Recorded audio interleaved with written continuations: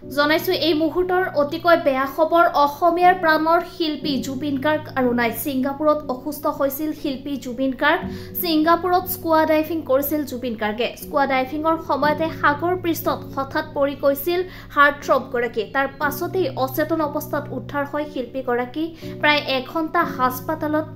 মৃত্যুৰ সৈতে যুঁজিছিল জুবিন গাৰ্গে আৰু তাৰ পাছতে আহিল অসমবাসীলৈ সমগ্ৰ দেশবাসীলৈ এটা বেয়া খবৰ অসমীয়াৰ প্ৰাণৰ শিল্পী জুবিন গাৰ্গ আৰু নাই ছিংগাপুৰত অসুস্থ হৈছিল শিল্পী গৰাকী ছিংগাপুৰত স্কুৱা ডাইভিং কৰিছিল জুবিন গাৰ্গে আৰু স্কুৱা ডাইভিংৰ সময়তে সাগৰ পৃষ্ঠত পৰি গৈছিল জুবিন গাৰ্গ আৰু তাৰ পাছতে অচেতন অৱস্থাত উদ্ধাৰ কৰা হৈছিল শিল্পী গৰাকীক প্ৰায় 1 ঘণ্টা ধৰি আইচিইউত মৃত্যুৰ সৈতে যুঁজি অৱশেষত হাৰ মানিলে হাৰ্ট থ্ৰব জুবিন গাৰ্গে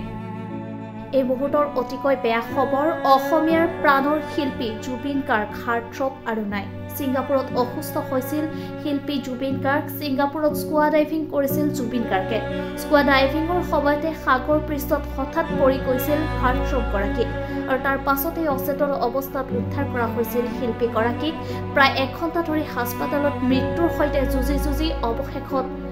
মৃত্যুক সাৱটি ল'লে প্ৰাণৰ শিল্পী গৰাকীয়ে